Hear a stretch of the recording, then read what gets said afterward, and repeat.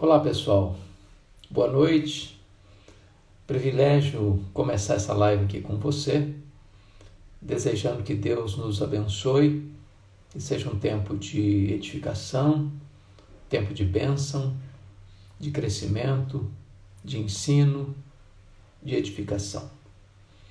Hoje são 6 de julho de 2020, hoje segunda-feira, começando a semana.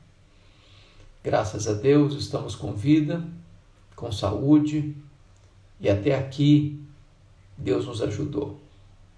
Você que está me acompanhando, certamente também é alvo da bondade de Deus, do cuidado de Deus, e o simples fato de nós estarmos aqui é uma prova incontestável da providência generosa de Deus. É tão bom a gente reconhecer isso, né? Tão bom. E eu hoje queria pensar com você sobre uma carta que Paulo escreveu, que é a carta de Paulo aos Filipenses, porque penso que ali tem uma lição tão preciosa para nós, para o nosso ensino, para a nossa edificação. Paulo estava preso em Roma, diante de uma terrível perseguição que sofreu de seus irmãos, os judeus, que lutavam contra ele. Por onde ele passava, os judeus promoviam sedições, conflitos, tensões, e Paulo vivia, às vezes, escorraçado de um lugar para o outro, de uma cidade para outra, mas nunca perdeu o ânimo e também nunca deixou de amar o seu povo. Mas o certo é que ele foi preso em Jerusalém, depois ficou 2 anos sendo acusado pelos judeus em Cesareia Marítima, e ali, por ver que havia uma política de bastidor para entregá-lo nas mãos do sinédrio judaico, e ele percebendo que o governador Festo estava prestes a entregá-lo, e eles planejavam matá-lo, a traição, ele então, usando das prerrogativas que tinha como um cidadão romano, disse que queria ser julgado em Roma. Então Festo disse: para Roma você quer ir, para Roma você irá. É curioso que Paulo sempre desejou ir a Roma. Ele não foi o fundador da igreja de Roma. Ele, ao viajar para Jerusalém, onde foi preso, ele escreveu a sua carta aos romanos, e ele pretendia visitar aquela igreja e dali ser enviado à Espanha. Então, ele chega a Roma não como planejara chegar, não como desejara ter chegado, mas chega preso, algemado. O plano do homem pode ser frustrado, o de Deus jamais. O coração do homem faz planos, mas a resposta certa vem de Deus. Eu tenho certeza que neste ano de 2020, eu e você fizemos planos. Nós tínhamos uma agenda de viagens, de conferências, de compromissos, alguns de vocês de negócios, de empreendimentos, e todos nós precisamos rever os nossos planos, refazer os nossos planos, redesenhar os nossos planos, porque nós somos contingentes, nós não enxergamos no escuro, nós não sabemos o que está lá na frente. Porém, Deus conhece o futuro no seu eterno agora. Então, Paulo planejava uma coisa, mas o projeto de Deus era outro. Então, quando Paulo chega em Roma, preso e algemado, ele vai dizer na sua carta aos Filipenses 3 coisas que merecem destaque. Ele disse no versículo 12 assim: meus irmãos, eu quero que vocês saibam que as coisas que me aconteceram têm antes contribuído para o progresso do Evangelho. O que Paulo está mencionando por progresso aqui é uma palavra técnica usada pelos engenheiros de trânsito do Império Romano, quando o imperador ia visitar uma província e precisava abrir estradas para as carruagens reais passarem. Aquilo era usada a palavra progresso. Quem vai à frente abrindo o caminho. Então Paulo está dizendo que as prisões dele, que os sofrimentos dele abriram caminho para o progresso do Evangelho. Porque ele estava preso em Roma, 3 coisas aconteceram, e ele menciona isso no capítulo 1. Primeira coisa que aconteceu é que as igrejas foram mais encorajadas a pregar.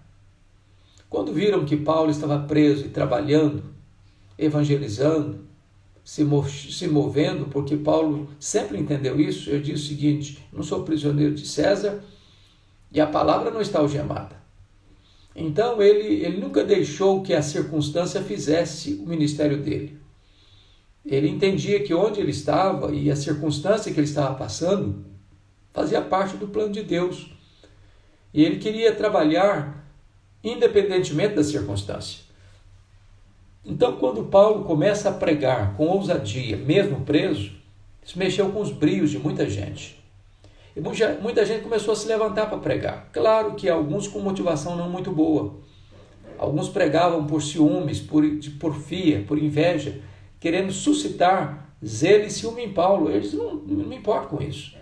Se vocês estão pregando o evangelho e não heresia, se a motivação não é boa, vocês vão dar conta para Deus. Mas o evangelho está sendo pregado. Então, o testemunho dele foi incrível nesse sentido. Tem muita gente que pensa, então qualquer coisa que prega está bom. Não. Paulo não está passando um aval aqui, referendando as pessoas que estão pregando bobagem por aí, heresias por aí, como se isso nos alegrasse, de forma nenhuma. A heresia tem que ser combatida. Mas se a pessoa está pregando o evangelho, ainda que a motivação dele não seja boa, o evangelho produz resultados. O evangelho não volta, esta palavra não vai voltar vazia. A segunda coisa que aconteceu, e Paulo testemunha, pelo fato de ele estar preso, toda a guarda pretoriana tomou conhecimento das suas cadeias em Cristo. O que era a guarda pretoriana? Era soldadesca de elite do Império Romano. Eram 16 mil soldados de escol.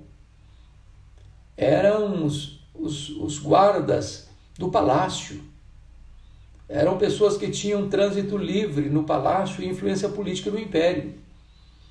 Note você que se Paulo estivesse solto, ele jamais teria acesso àquela elite militar do império. Mas por estar em Roma preso sob a égide do imperador, tinha que ficar um soldado algemado com ele, em 3 turnos por dia. E o que Paulo fez?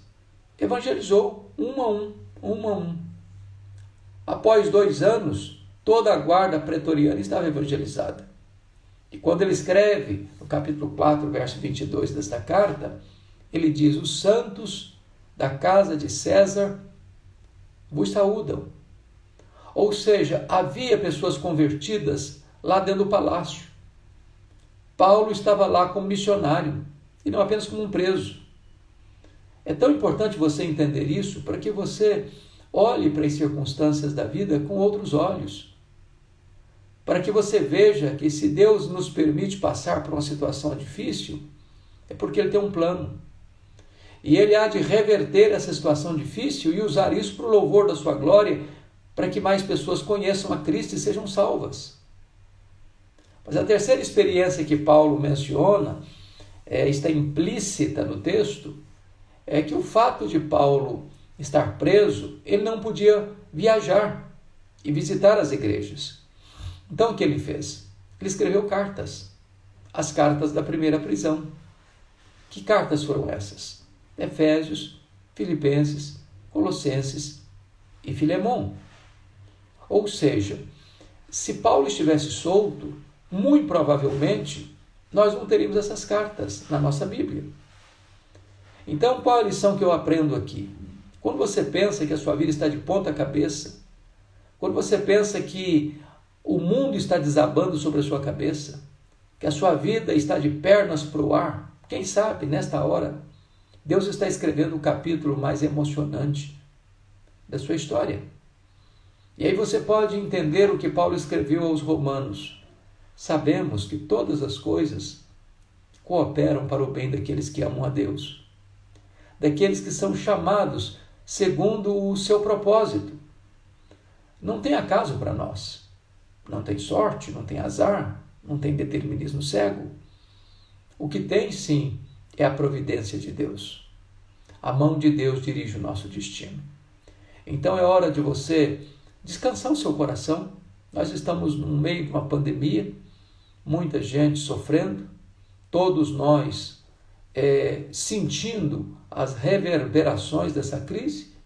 Mas saiba de uma coisa, Deus não foi pego de surpresa. Ele é Deus, Ele está no trono, Ele governa, Ele reina. Ele vai reverter todas as circunstâncias, as mais difíceis, as mais adversas, para o nosso bem. Então, que Deus abençoe você, para que você não se entregue ao pessimismo, para que você não jogue a toalha, se entregando à ansiedade, à preocupação, até mesmo à depressão, que você não perca o ânimo, talvez até flertando com a morte, mas que você olhe para Deus, tenha esperança. Ele é poderoso para reverter as situações mais difíceis da nossa vida em situações de vitória, converter os nossos vales áridos em mananciais, o nosso choro em riso, a nossa dor em fonte de consolo para muita gente. Que Deus abençoe muito a sua vida, que Deus abençoe o seu coração. Se você quiser conhecer um pouco mais das cartas de Paulo, como entender as cartas de Paulo, recomendo a você a entrar agora, logo depois dessa live, no site da LPC, porque lá tem um curso, como entender as cartas de Paulo, como entender Apocalipse. Tem tantos outros cursos maravilhosos lá, mas esse é um dos mais fascinantes e eu tenho certeza que você vai ser muito edificado e muito enriquecido. lpc.org.br, e você terá esse curso, como entender as cartas de Paulo, como entender Apocalipse, liderança, avivamento, casamento, batalha espiritual, coisas que hão de abençoar e edificar o seu coração. Então, logo que terminar aqui, acesse lá www.lpc, de luz para o caminho.org.br. Isso vai certamente encorajar o seu coração e dar a você mais conhecimento da Bíblia, mais segurança em Cristo, mais alegria da salvação, mais sentido para a sua vida. Deus abençoe. Um grande abraço. Fica com Deus. Boa noite a todos.